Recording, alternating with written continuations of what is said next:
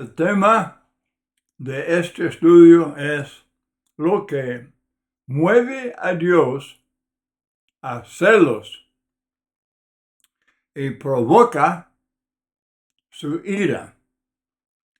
Nos gusta hablar mucho sobre el amor de Dios. Dios es amor. Y predicamos su compasión, su misericordia, su paciencia, su bondad. Y es muy importante que lo hagamos. Es indispensable que lo hagamos. Pero no descuidemos lo que la Biblia dice, los muchos textos que afirman que Dios es celoso. Textos que hablan de lo que provoca la ira. La palabra celoso es palabra común y palabra entendible. Se basa en el pensar, por ejemplo, del marido, que el deseo de tener derechos exclusivos a su esposa. Bueno, los textos que afirman que Dios es celoso se basa en el mismo concepto. Dios es representado como casado con su pueblo Israel, también Cristo con su iglesia, y por lo tanto tiene el derecho de recibir su devoción exclusiva. La infidelidad de Israel, por ejemplo, la idolatría, se llama adulterio. Y provoca la ira de Dios. Vamos leyendo Deuteronomio capítulo 32, versículo 16. Le despertaron a celos con los dioses ajenos. Lo provocaron a ira con abominaciones. Ellos me movieron a celos con lo que no es Dios. Me provocaron a ira con sus ídolos. Consumidos serán de hambre y devorados de fiebre ardiente y de peste amarga. Diente de fieras enviaré también sobre ellos, con veneno de serpientes de la tierra. Ojalá fueran sabios que comprendieran esto y se dieran cuenta del fin que les espera. Primer Reyes, capítulo 14, versos 22 y 23. Y Judá hizo lo malo ante los ojos de Jehová y le enojaron más que todo lo que sus padres habían hecho en sus pecados que cometieron. Porque ellos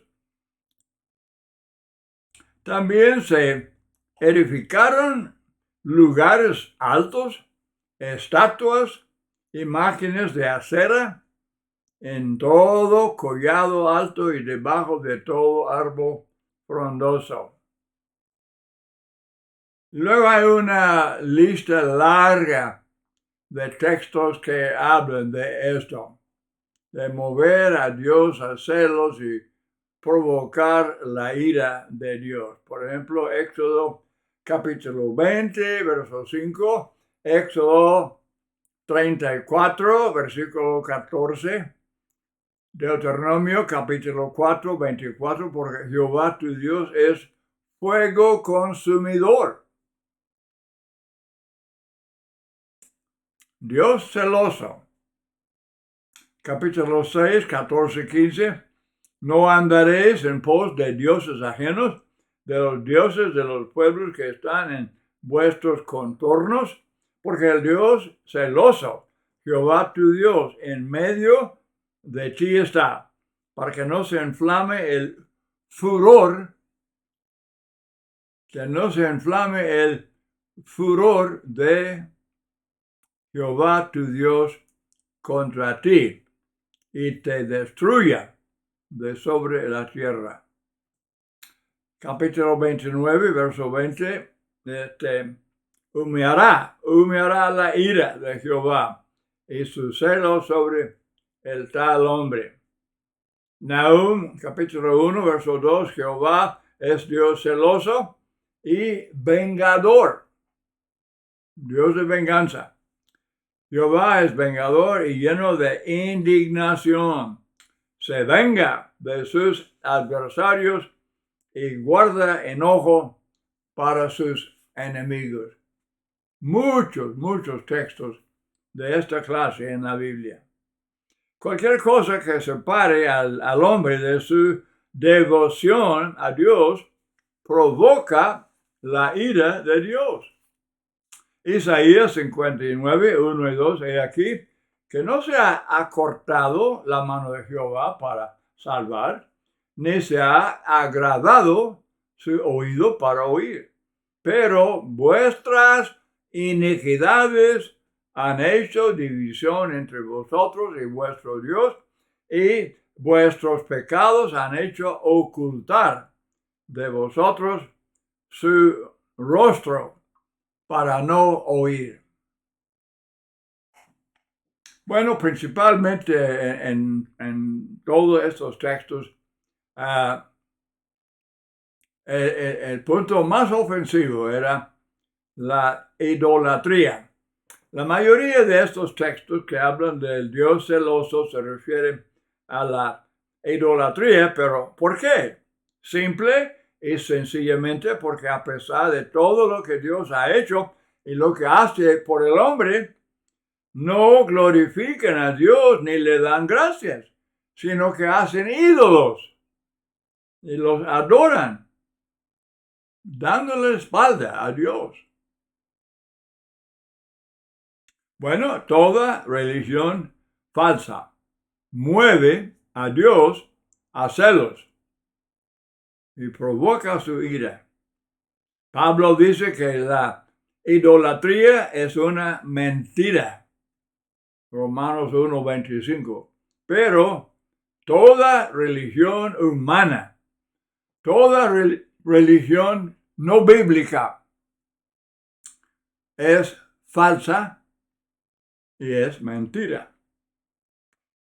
Primera Timoteo 4, del 1 al 3, pero el Espíritu dice claramente que en los postreros tiempos algunos apostatarán de la fe, escuchando a espíritus engañadores y a doctrinas de demonios, por la hipocresía de mentirosos que, teniendo cauterizado la conciencia, prohibirán casarse, mandarán a abstenerse de alimentos que Dios creó para que con acción de gracias participasen de ellos los creyentes y los que han conocido la verdad. Muchos hermanos de aquellos tiempos cayeron bajo la influencia del gnosticismo y otras herejías semejantes. Y de esto Pablo está hablando. Prohibir casarse y prohibir ciertos alimentos eran enseñanzas de los gnósticos.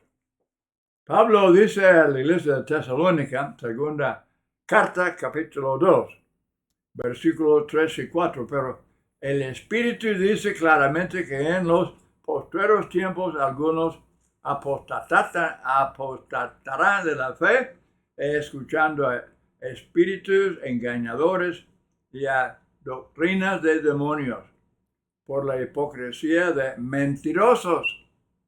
Él repite mucho la palabra mentiroso y dice Apocalipsis, ¿cuál es? 21 al 2, el versículo 8, que los mentirosos van al fuego del infierno. Pero aquí Pablo está repitiendo lo que ya leímos. Mateo 15, 8 y 9, este pueblo de labios me honra, mas su corazón está lejos de mí, pues en vano me honran, enseñando como doctrinas mandamientos de hombres. Dice Colosenses capítulo 2, versos 20 al 23, Pablo condena los mandamientos y doctrinas de hombres que son culto voluntario, culto humano. Culto humano. Y esto mueve a Dios a celos, provoca su ira. Y luego viene la destrucción, el castigo más severo, y últimamente van a ser las llamas del infierno. El mundo religioso está lleno se basa en doctrinas y mandamientos de hombres. Y Pablo les llama doctrinas de demonios. Pablo. Y él está bajo la inspiración del Espíritu Santo. Esa es la palabra de Dios. Cuando él dice doctrinas de demonios. En lugar de ser bíblico, el catolicismo es religión totalmente antibíblica. Igualmente son de Satanás los 5 puntos del calvinismo que prevalecen en todo el mundo religioso. Todas las iglesias son afectadas, algunas más que otras, pero son afectadas, envenenadas bajo los 5 puntos del calvinismo. Que todo infante nace totalmente depravado con pecado que hereda de Adán y que Dios elige o escoge incondicionalmente a los que serán salvos y los demás serán reprobados, que Cristo murió solamente por los elegidos y que el Espíritu Santo obra directamente sobre el corazón de los elegidos para salvarles y no pueden caer de la gracia. Una cadena de mentiras, de doctrinas de demonios, pero son doctrinas populares en las iglesias de los hombres. Iglesias que no son bíblicas. Bueno, ¿qué se espera? ¿Qué se espera? No son iglesias, no son la iglesia que Cristo edificó. No son la iglesia que Cristo compró con su sangre. Son de los hombres. Y todo es según los antojos y caprichos y preferencias y opiniones de los hombres. Y no llevan al cielo. Llevan a la destrucción eterna. Horrible. Pensamiento horrible, pero es lo que la Biblia enseña. Yo estoy leyendo textos bíblicos. El mormonismo, ¿qué es? ¿Pura fábula? El libro de Mormón dicen que es escritura. Mentira. No es escritura. Es nada más una cosa fabricada por José Smith. Y niega y rotundamente rechaza Juan 16:13, que la profecía de que el Espíritu Santo iba a guiar a los apóstoles a toda la verdad. Entonces, muriendo los apóstoles, pues desde luego se había revelado toda la verdad. Con Apocalipsis ya terminó. Entonces, libro de Mormón, con puras mentiras. Y la religión de los testigos de la atalaya es diabólica de principio a fin. Blasfema contra Cristo diciendo que era como un ángel creado. Pero toda religión falsa produce el mismo resultado que la idolatría, apartando a la gente de Dios. Por eso todos deben imitar a los de Berea. Hechos 17:11, esos eran más nobles que los que estaban en Tesalónica, pues recibieron la palabra con toda solicitud, escudriñando cada día las Escrituras para ver si estas cosas eran así. Hermanos y amigos, esta es la regla.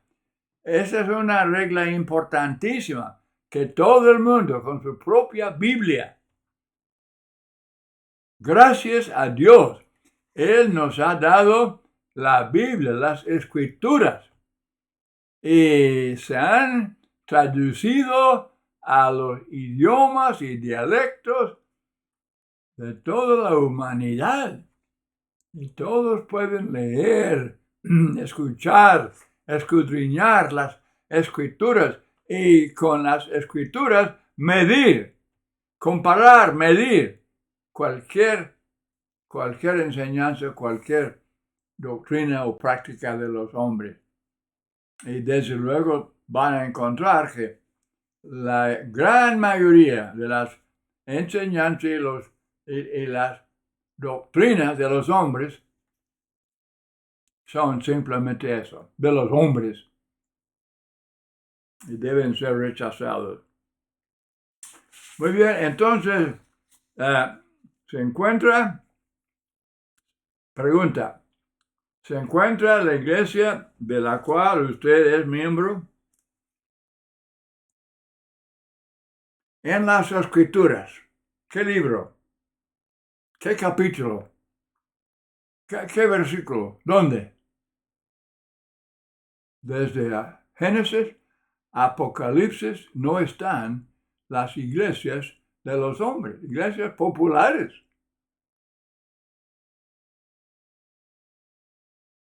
Iglesia católica romana, no. Bautista, no. Pentecostal, no. Y no se encuentran tampoco el evangelio que predican, ni el culto que practican. Todo aspecto de la iglesia, cambiado, según las opiniones de los hombres. Ok. Siguiendo el tema de lo que mueve a Dios a celos. Ahora otro tema. La avaricia. Porque Pablo dice que es idolatría. Es simplemente otro ejemplo de idolatría. Dice Pablo a los Colosenses, capítulo 3, verso 5, haced morir, pues, lo terrenal en vosotros, fornicación, impureza, pasiones desordenadas, malos deseos y avaricia, que es idolatría. Colosenses, capítulo 3, versículo 5. Pablo enseña en su primera carta a Timoteo, en capítulo 6, los versículos del 8 al 10 y luego otra vez en versículos 17 y 18, él enseña que debemos estar contentos con el sustento y el abrigo.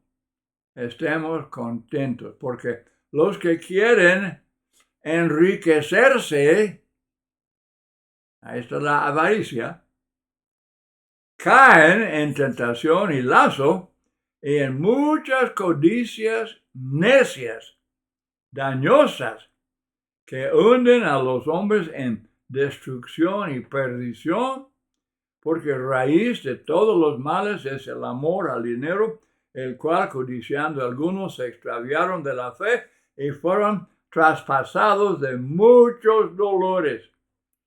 Y luego el remedio, versículos 17, 18, a los ricos, y muchos somos ricos. No es pecado ser rico.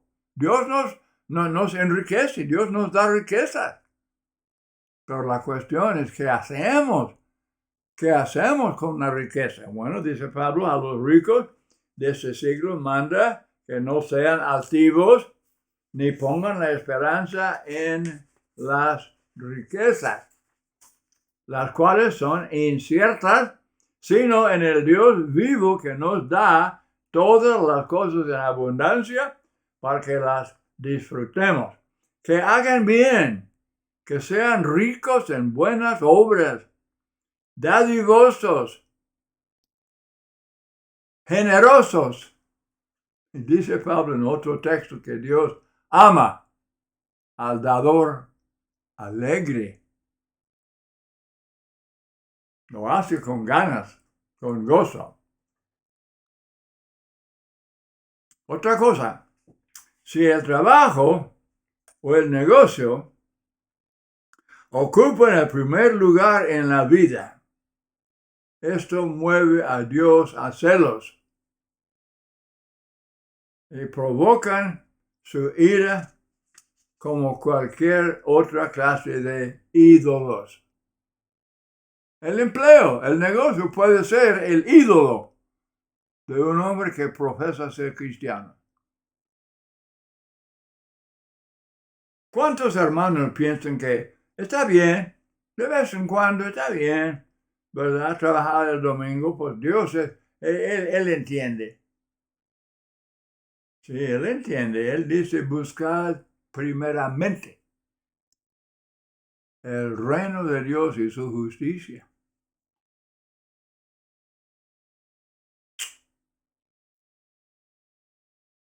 El adorar a Dios cada primer día de la semana, participando de la cena del Señor, haciendo la ofrenda, orando, cantando, predicando. Esto es dar primer lugar a Dios. Y Él no acepta. Él no acepta segundo o décimo lugar en la vida de los que profesan ser discípulos. Algunos quieren defender la práctica, eso de dar tanta importancia al trabajo, al empleo, al negocio. Dice, bueno, hay que comer. Pero lea Mateo 6, del 24 al 34. Buscad primeramente el reino de Dios y su justicia, y todas estas cosas os serán añadidas. Dios no nos abandona. Él nos da vida. Él nos da vida, salud, y también nos da el alimento necesario para sostener la vida, como Él provee la vida misma, el aire que respiramos, la luz, y toda bendición. Él cuida de su creación. En este caso, el problema es la avaricia. Hermano, hermana, yo sé que hay hermanos que ellos son muy flojos en esto. Están resueltos a defenderse.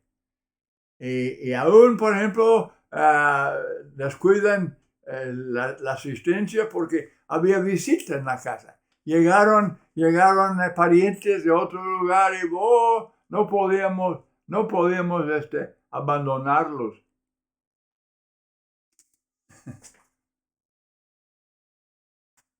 Y si explicamos que si llega la visita el domingo, entonces invitar a los para que nos acompañen.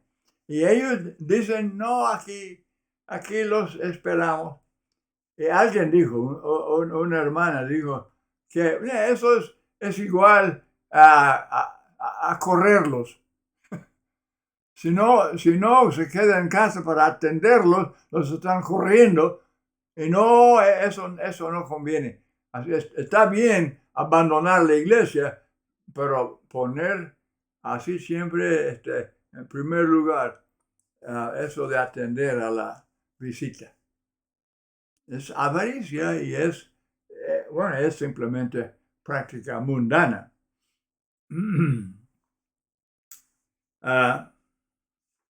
Así que, dice Pablo, teniendo sustento y abrigo, estemos contentos con eso. Hebreos 10, 25, no dejando de congregarnos. No dejando de congregarnos. Es importante para adorar a Dios. Él nos da vida y salud y el sustento y sobre todo la salvación en Cristo.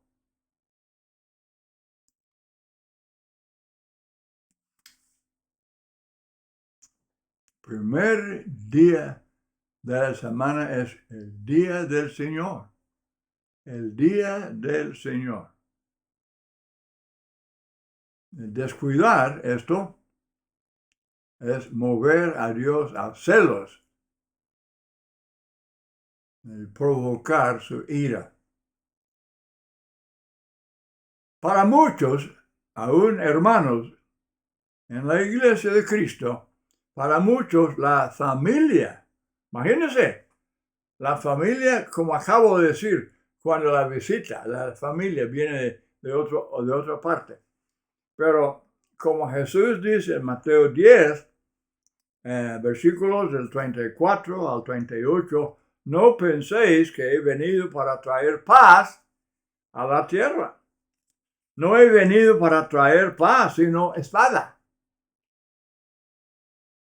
Porque he venido para poner en disensión al hombre contra su padre, a la hija contra su madre y a la nuera contra su suegra.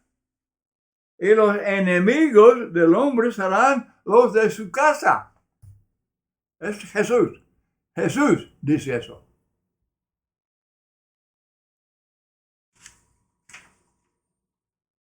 Y el que ama a padre o madre más que a mí, no es digno de mí. El que ama a hijo o hija más que a mí, no es digno de mí. Y el que no toma su cruz y sigue en pos de mí, no es digno de mí. Alguien puede protestar diciendo que pues este estudio tiene que ver con la idolatría y no tiene nada que ver con la familia.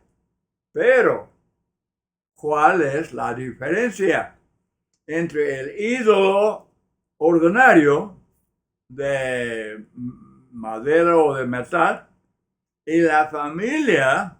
Si las dos cosas nos separan de Dios, moviéndole a celos y provocando su ira, son iguales.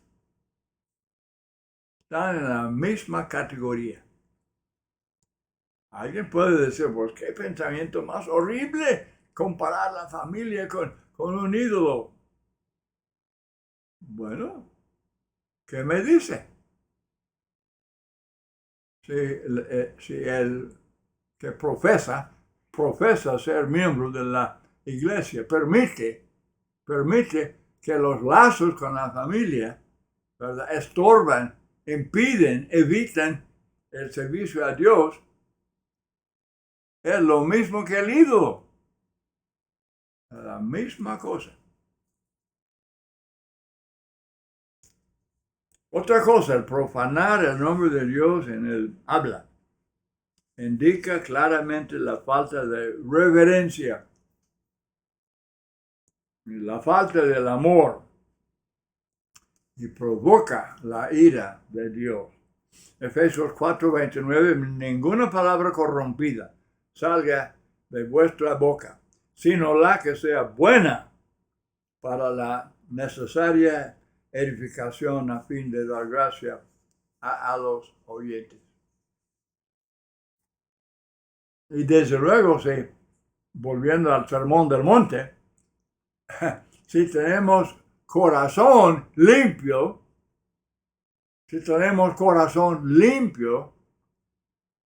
pues no tendrá no tendremos que preocuparnos por el lenguaje, porque ahí en mi corazón no existe. En mi corazón hay palabras sanas, hay lenguaje puro. Hablamos así como debemos hablar, con santidad. Bueno, concluyendo, el problema que estamos estudiando aquí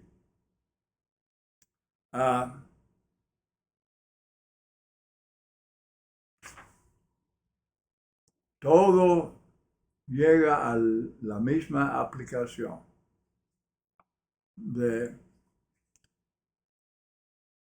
buscar primeramente el reino de Dios. Poner a Dios en primer lugar.